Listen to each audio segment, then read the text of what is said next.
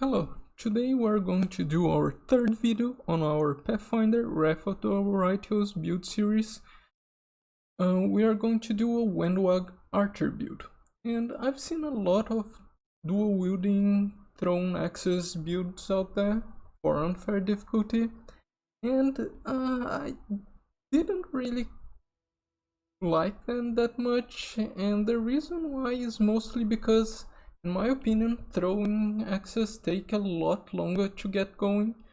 You have that -2 penalty to attack even if you don't use 2 throwing axes early on. You still have a smaller damage die with thrown weapons, 1d6, while bows give you a 1d8. Not only that, bows have a higher crit multiplier, bows have a ×3 crit multiplier, while throwing axes have only a ×2. And at the end of the day, I want my companions and my builds in general to get strong as early as they can, because unfair difficulty is the hardest during early and mid game. So having a build that really only gets going after you get a lot of feats and only comes together really late on, maybe level 15 or higher only, is not my kind of build. But I'd really like to hear of those who tried a throwing axes build, what they think of it. But even late game, I still believe bow is better because of the magic items. You don't even find 2 +5 throwing axes in the game. There is only 1 +5 throwing axe. I don't know why Owlcat did that, but this really hurts the throwing axe build. And bows late game are just so powerful. You have so many good bows. So I really think the way to go for ranged damage dealers is longbow. It's not different from Pathfinder Kingmaker. Items are better. You have less feats to worry about, so the build comes together earlier in the game. And yeah, but I still consider doing a throwing axes build. If I were to do one, I think the way to go is barbarian, so you can get that rage bonus to thrown weapons and probably a lot of fighter levels for weapon training, so you can stack that damage on both weapons and get a higher attack bonus and get all the fighter feats, because a thrown weapon build is going to be very feat intensive. But that was not the way I chose to go. And let's see how we do our first level up.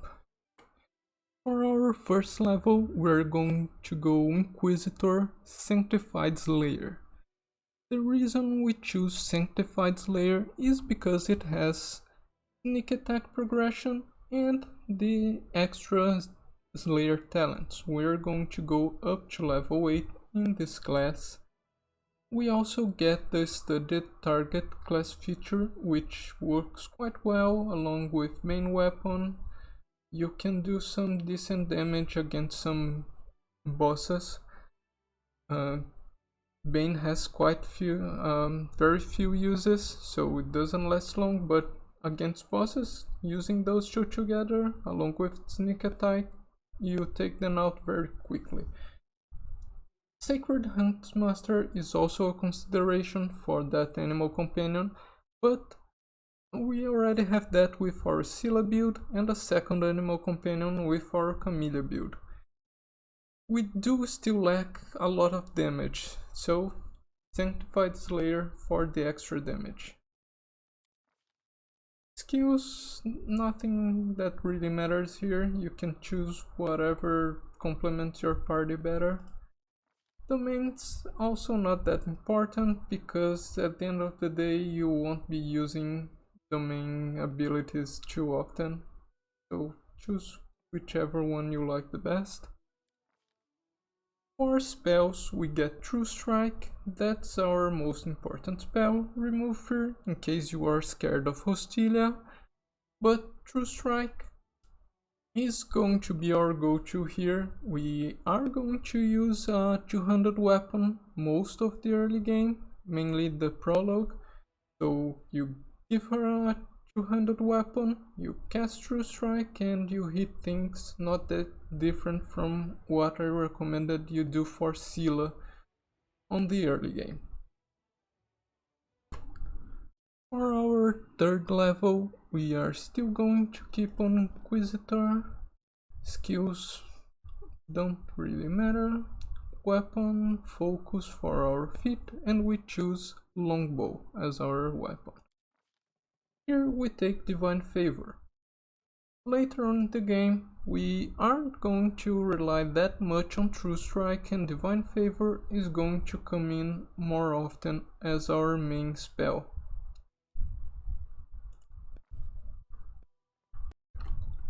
At level 4, we keep going.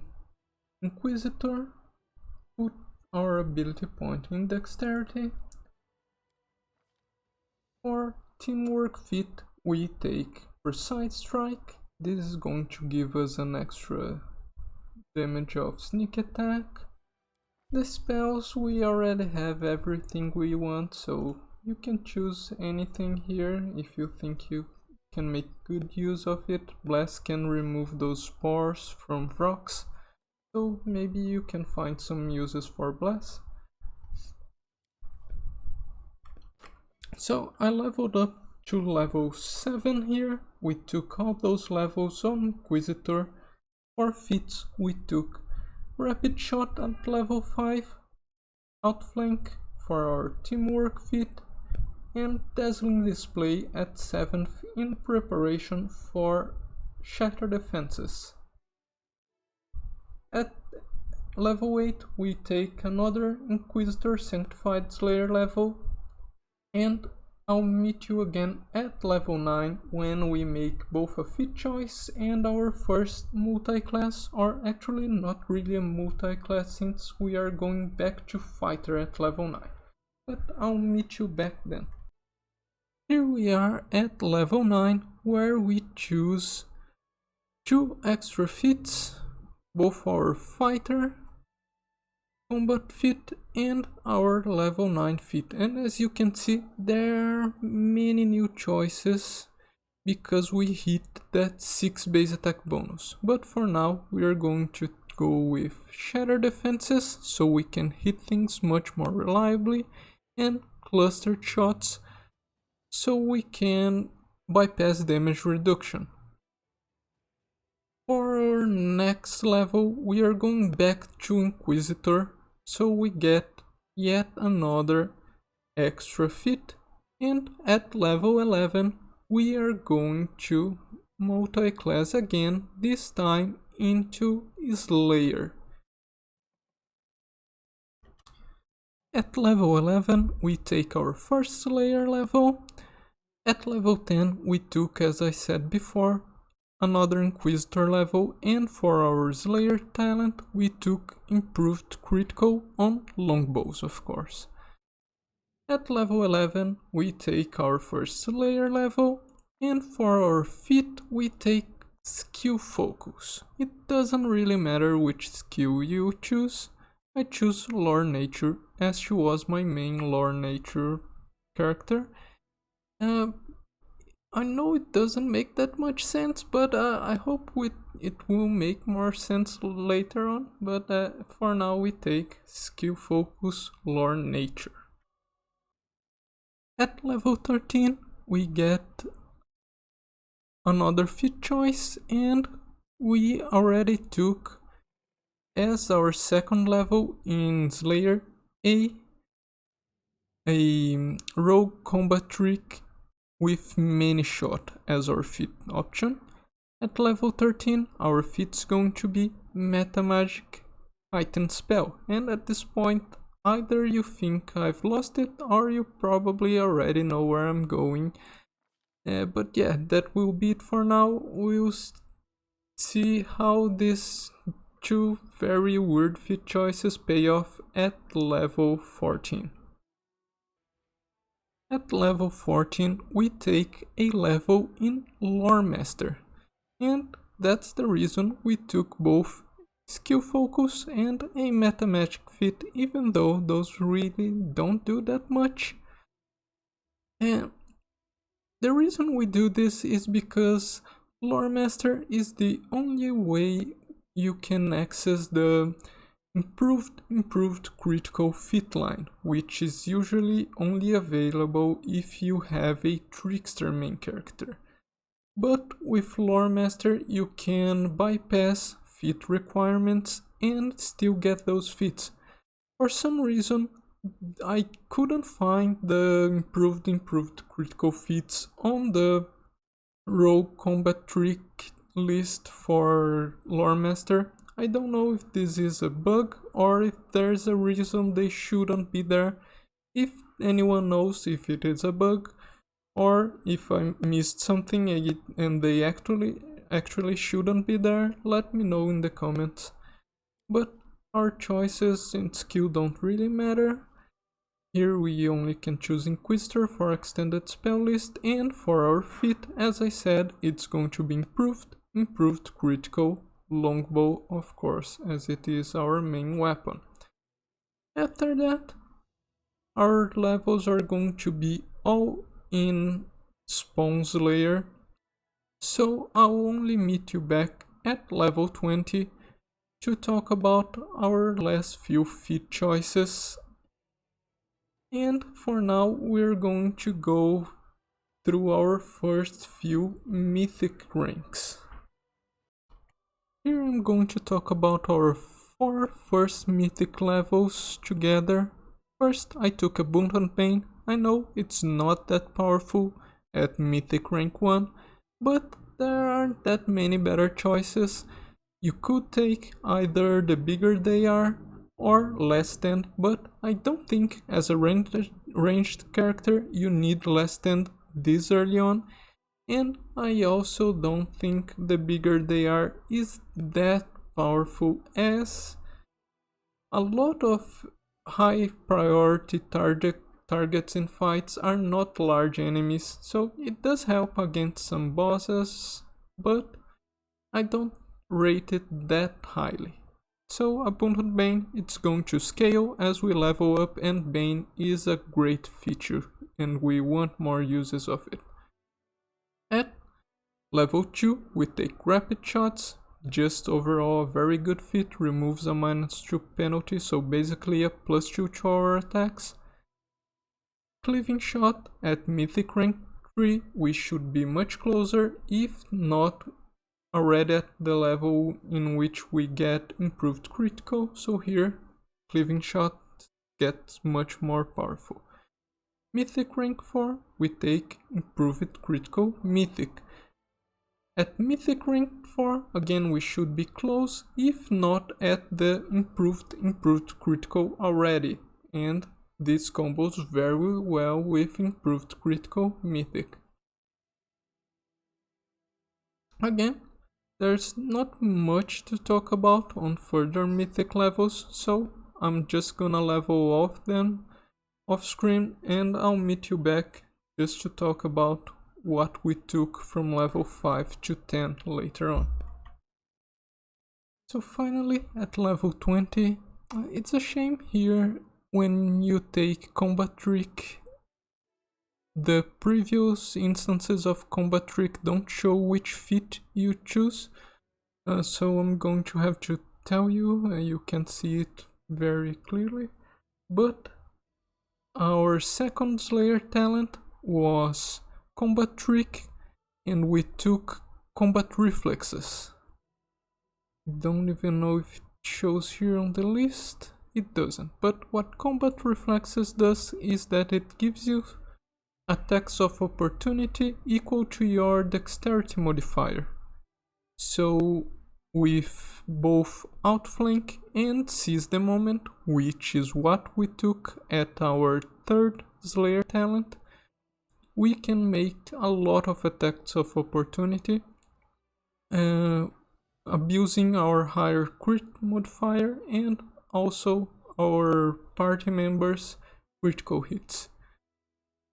For our last Slayer talent, we took Hammer the Gap. It's a nice increase to damage and it is multiplied on crits. And for our regular feats, we took the Snapshot line. Snapshot, Improved Snapshot, and Greater Snapshot. When you take your first snapshot, you should start considering using Enlarged Person or even Legendary Proportions on Wenduag. It not only boosts her bow damage because it's going to increase your damage die, even though you lose dexterity, you get that increase on damage, and you get an increase in threat range, which makes it easier to proc outflank and seize the moment the more you go through the snapshot line. So the higher your level past 15, the more you should start considering using Enlarged Person, Legendary Proportions, or even Rightful Aspect if you have a Brownford Transmuter. So that's going to be it for our feats. Now let's see what we took for our Mythic feats and abilities. For our last 5 Mythic ranks, we took Point Blank Shot. Again, like Rapid Shot Mythic, just a +2 to attacks, very solid attacks and damage here, so even better. Level 7, Exposed Vulnerability. It scales quite slow, it's 1d6 per 2 Mythic ranks, but here at Mythic rank 7, it's already much better than it was early on. Not only that, at this level we should be hitting things much more reliably and proccing Exposed Vulnerability even more. Level 8, we take Weapon Focus Mythic, just a +1 to all your attacks, not that bad, but not that good. You could also take Sneak Attack Mythic for extra 1d6 to damage, also not that impactful, but also not a bad choice. Level 9, Rupture Restraints.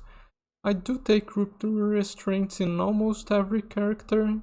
There are so many enemies with crowd control abilities, and in Unfair the saves are so high that without Rupture Restraints you have no hope of getting out of most CC unless you have a way to get immunity, but some like Stunned, Dazed are very hard to come by immunities, so Rupture Restraints comes in clutch in a lot of fights. And lastly, Flawless Attacks, just to make it so that we can proc Exposed Vulnerability more reliably and get those hits in. In terms of equipment, there are so many good bows and range damage dealing items. I'm not going to cover all of them, just some notable ones you may find mid or late game. Again, for a bow, I already showed this one on the intro, but a bow that has a 19 to 20 critical range is going to give you a 25% of critical chance with this build. There are also other very strong bow options, some without that 19 to 20 critical range, so the bow with 19 to 20 is my favorite. I think there are 2 bows with 19 to 20 critical range in the game. I chose this one, I like it better because it gives that -4 penalty to AC as well. But yeah, the other bows are also very strong. You may want to take ranks in mobility just so you can use Killing Piece, also a very strong bonus to damage, a +10 to damage every hit basically. For our rings, Merciless Shot, you can find it quite early on. I believe I had it on Act 3, if I'm not mistaken. So a +1 bonus to attack while using Point Blank Shot. Again, just a +1 bonus, but quite nice. You don't find it too late if I'm not mistaken. For gloves, this one is just amazing, plus 5 bonus to attack rolls made with ranged weapons. There are some other gloves you can find. This Sweet Patient one is also very interesting, a -1 to a random mental ability score. Can be very nice against casters. Bracers of Breaching are not the best. Maybe you just want that very reliable braces of archery, but I do find quite amusing that you can get vulnerability to piercing damage with bows. It does sound quite nice to me, but you only get this on unfair if the enemy rolls a 1 on safe, but it does happen sometimes, and when it does, it's very fun. You get those only at Act 4, so it's quite late, and I'm not that worried about maxing anymore. We are already strong enough, so I did use Bracers of Breaching. I find them quite fun. And for your necklace, you don't find anything notable until Act 4 also, but I did find this one. I think was the earliest I found a good necklace for a bow build, and it's nice. +4 to initiative is very good, and +2 to attack and damage. There are other good neck options. Here, the other one gives you extra attacks of opportunity, which is always nice. We'll be getting a lot of hits in because of our high critical. Outflank, Seize the Moment, and combining that with back rank assistance, we get even more attacks. It's more of what we already do well, so a very strong option. Belt, I didn't take anything here. You just want something with high dex. There are so many good dex belts that also give you bonus to damage you find on Act 4. I can't even choose which is the best between them, so you won't find any lack of good belts for your bow user. Also, there are a couple of good goggles options. This one is the earliest you find. If I'm not mistaken, even might be Act 2, maybe early Act 3, I'm not really sure, but it's a good option for bow users. Also gives you that perception check bonus. And for armor, I chose this one, just a flat +2 damage to bows, but there are better. There is one you find on Act 4, which gives you a +6 force damage on attacks when you are invisible. So you just cast greater invisibility in Wenduag, and you have a +6 force damage to all your attacks, a very good boost to your damage. Yeah, there are so many good items for ranged weapon builds. I can't even cover all of them.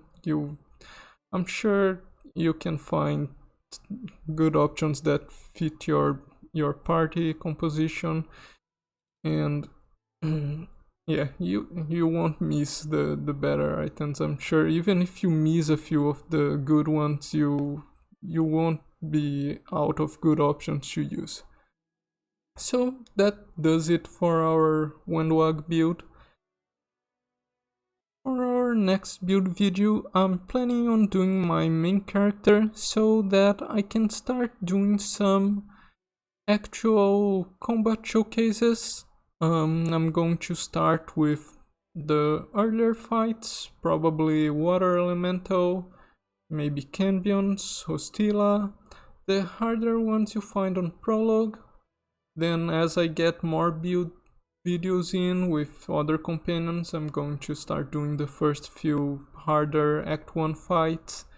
I think I might skip Tavern Defense just because it's too long, or maybe I'll record it without commentary and make a cut version commenting on the most important parts of the fight. It has a few stages with enemies spawning in different places, so I might do that, but no plans right now. And yeah, if there's any fight you'd like to see being done on Unfair, let me know. Tavern Defense, if I end up doing it, I'm going to aim for that 12 out of 12, even though it doesn't give you anything else in terms of reward, if I'm not mistaken. But I'm gonna try and do it. So if there's any fights you'd like to see me do, let me know, and I'll try to find a save close to it, and maybe I'll post how I did that fight. I don't have any plans on fights you find later on the game, but maybe I can do at least Playful Darkness, the Black Dragon, and the last achievement monster you find, forget her name. But late game, it's not that hard to beat even the hardest fights. I think I just blasted the Black Dragon in one turn. Playful Darkness is probably the hardest of the later ones, but even Playful Darkness is not that difficult, so let me know if you want to see any other fight, and if I have a save close to it, I'll try and post a video. But for now, I'll see you next video for my main character build, and after that, I'll post some combat examples, and then we'll keep going with the companions. Next one's going to be WOTR, per the order you find the companions in game. Until then, I hope you have a good time.